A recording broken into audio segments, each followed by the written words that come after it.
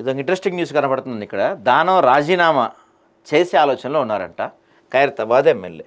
మరి రిజైన్ చేస్తే గెలిచే పరిస్థితి ఉందా మనోడికి, దానంకి? ప్రస్తుతం సిచ్యువేషన్ ఉందా అక్కడ? ఇప్పటికే మనకి జూబ్లీ హిల్స్ గోషామహల్లో ఎన్నికలు వచ్చే అవకాశం కనపడుతుంది. జూబ్లీ హిల్స్ అయితే కన్ఫర్మ్, మాగంటి చనిపోయారు కాబట్టి ఖచ్చితంగా అక్కడ ఎలక్షన్ నిర్వహించాలి. గోషామహల్లో కూడా బై ఎలక్షన్ వచ్చే అవకాశాలు స్పష్టంగా కనపడుతున్నాయి, ఎందుకంటే రాజాసింగ్ రిజైన్ చేసే అవకాశాలు ఉన్నాయి కాబట్టి. మరి ఇప్పుడు దానం కూడా రిజైన్ చేస్తే 3 చోట్ల బై ఎలక్షన్ వచ్చే అవకాశాలు నిజంగా ఉన్నాయా? దానం ఆ నిర్ణయం తీసుకోగలుగుతారా? ఖైరతాబాద్లో ఆ పరిస్థితులు నెలకొన్నాయా?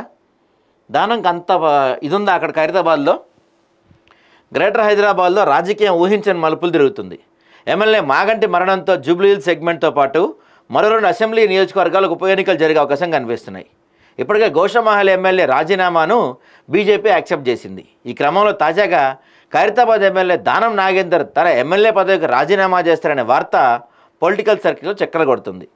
బీఆర్ఎస్ నుంచి గెలిచిన దానం స్వల్ప వ్యవధిలోనే కాంగ్రెస్ పార్టీలో చేరి సికింద్రాబాద్ ఎంపీగా కూడా పోటీ చేసి ఓడిపోయాడు. అయితే దానం పార్టీ మాటాన్ని సీరియస్గా తీసుకున్న బీఆర్ఎస్ ఆయన ఎమ్మెల్యే పదవి రద్దు చేయాలని సుప్రీంకోర్టును ఆశ్రయించగా త్వరలో తీర్పు రాబోతుంది. అయితే ఒకవేళ కోర్టు తన శాసనసభ సభ్యత్వాన్ని రద్దు చేస్తూ ఆదేశాలు ఇచ్చే కంటే ముందే మనోడే రిజైన్ చేద్దామని ప్లాన్ చేశాడంట.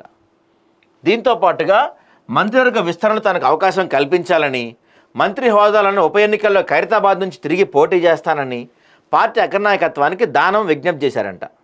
ఇదే సమయంలో జూబ్లీ హిల్స్లో కూడా కాంగ్రెస్ అభ్యర్థిని గెలిపించుకొని తీసుకొచ్చే బాధ్యత తన భుజాలపై వేసుకుంటా అని చెప్పారంట. దీనిపై కాంగ్రెస్ అధిష్టానం ఎలా స్పందిస్తుందో కాంగ్రెస్ శ్రేణుల్లో ఆసక్తిగా మారింది.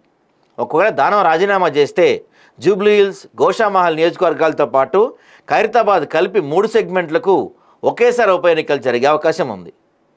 మరి ఈ 3 సెగ్మెంట్లో ఒకేసారి ఎన్నికలు జరిగితే నిజంగా ఖైరతాబాద్తో పాటు జూబ్లీ హిల్స్ని కూడా గెలిపించి ఇవ్వగలిగే కెపాసిటీ దానం నాగేందర్కి ఉందా?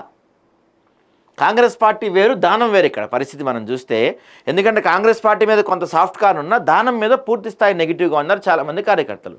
ఇప్పుడు ఉదాహరణకు ఖైరతాబాద్ తీసుకుంటే పీజీఆర్ కుమార్తె విజయారెడ్డి ఖచ్చితంగా దానంని పార్టీలోకి ఎంటర్ అయ్యి టికెట్ ఇస్తే ఆమె ఊరుకునే పరిస్థితి ఉండకపోవచ్చు. ఎందుకంటే గత ఎన్నికల్లో విజయారెడ్డి అక్కడి నుంచి పోటీ చేసి ఓడిపోయారు కాబట్టి వీళ్ళిద్దరి మధ్య కొన్ని సంవత్సరాలుగా వార్ నడుస్తుంది కాబట్టి, ఫ్యామిలీ వార్ కూడా నడుస్తుంది కాబట్టి దానంని తిరిగి తీసుకొచ్చి కాంగ్రెస్ పార్టీలో నుంచోబెట్టి కాంగ్రెస్ పార్టీ దానంకి టికెట్ ఇస్తే విజయారెడ్డి ఖచ్చితంగా సపోర్ట్ చేసే పరిస్థితి ఉండదు. విజయారెడ్డి కనుక పార్టీ మారి అప్పుడు ఆమె బీఆర్ఎస్ నుంచి పోటీ చేస్తే ఖచ్చితంగా ఆ ప్రాంతం నుంచి గెలవటం దానంకి చాలా కష్టమవుతుంది. మరి ఇవన్నీ ఆలోచించి కాంగ్రెస్ పార్టీ నిర్ణయం తీసుకుంటుందా? నిజంగానే దానంకి మంత్రి పదవి ఇచ్చి రెసిగ్నేషన్ యాక్సెప్ట్ చేసి ఎన్నికలకు వెళ్ళే దమ్ము సత్తా దానం నాగేందర్కి రేవంత్ రెడ్డి కాంగ్రెస్ పార్టీకి ఉందా అనేది మాత్రం డౌటే.